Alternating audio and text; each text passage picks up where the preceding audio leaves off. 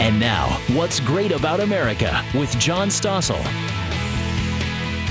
America has a race problem, a history of slavery, then Jim Crow, then segregation. Even now, many instances of racial hatred. It's a reason some people say America is anything but great. No justice, no peace. America has had plenty of racial conflict. Rioters, looters, and arsonists took to the streets. Hundreds of Americans have been killed in race riots. And even now, many people say the election of the first black president changed little. Race relations have not improved as much as in the United States as a lot of people hoped they would. But think about what America was like. I say segregation now, segregation tomorrow, and segregation forever. It is true that blacks have suffered a special fate in America. No other group was enslaved. No other group had Jim Crow laws of segregation directed against it. But no society, I think, has done more to combat that legacy. Today, actually, other nations may have more race-based violence. In France, charges of discrimination against dark-skinned immigrants led to weeks of rioting. In Russia, whites attacked people who look Arab or look like gypsies. In this incident, 80 people were killed. Last summer's World Cup brought races together, but earlier that year, South Africa had race riots. Given all that, America has done remarkably well. Racial mixing is normal. One poll found that 80% of Americans say they have a close friend of another race. And many Americans work at being racially sensitive. There is such a desire today to bend over backwards, not to give offense on the ground of race, that people will literally tiptoe and do somersaults and pirouettes in order to avoid giving offense. D'Souza once debated Reverend Jesse Jackson about American racism. He said to Jackson, I concede in a big country you can find examples of it. But show me a racism today that is strong enough to prevent you or me or your children or my daughter from achieving the American dream. Where's that kind of racism? Show it to me. And the Reverend Jackson was taken aback, but his argument was, he said, I can't show it to you, but that doesn't mean it doesn't exist. It just proves that the racism has gone underground. It's no longer overt, it's now covert. What he was basically saying is there's no evidence for it, but I fear it is more, that just shows it's more insidious than ever. In other parts of the world, how many centuries it has taken. Karen Folan writes about race in Don't Bring Home a White Boy. My mother and father grew up in segregation. She has, told me stories time and time again about her father getting called boy and having, colored restrooms. All of that is a part of her experience. All that to say, we're pretty amazing here. In just 2 generations, to have gone from segregation to a black American president is pretty impressive. We should celebrate that more. The bottom line of it, I think, is that the country has changed dramatically. There's a little bit of a reluctance to admit that, but the people who know it are the immigrants. Zhao Kin Fu.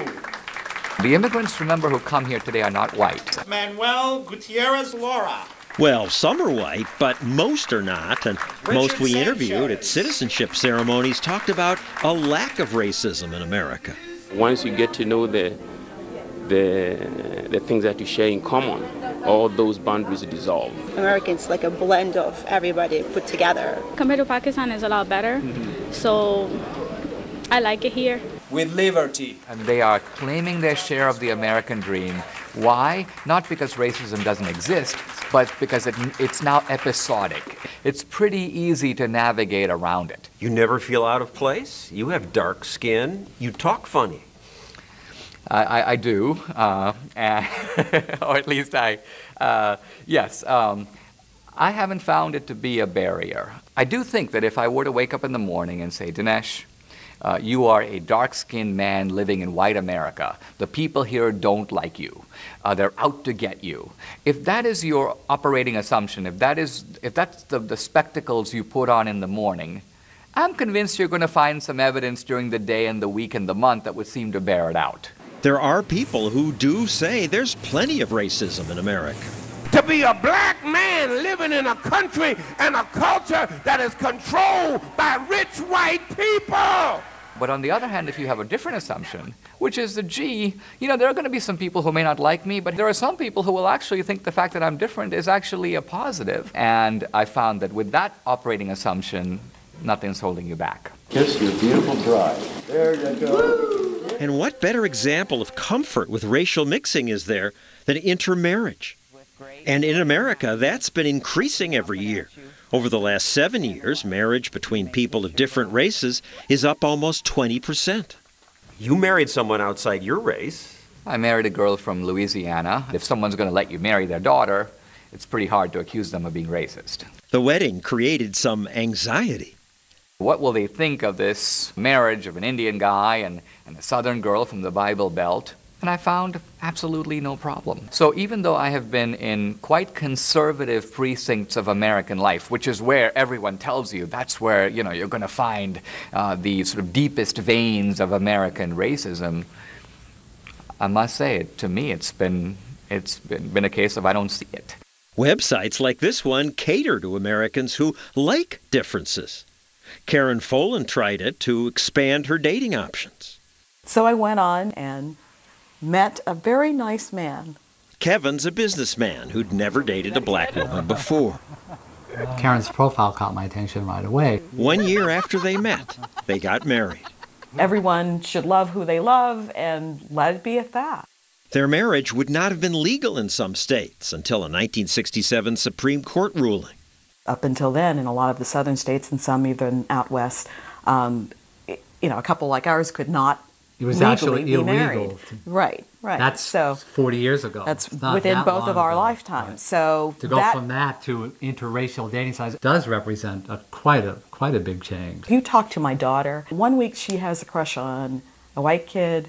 1 week she has a crush on a black kid. I mean, it's just they are seeing this from a completely different perspective. 9 out of 10 young people today, according to the Pew Research Center, are fine with having a close family member marry someone of another race.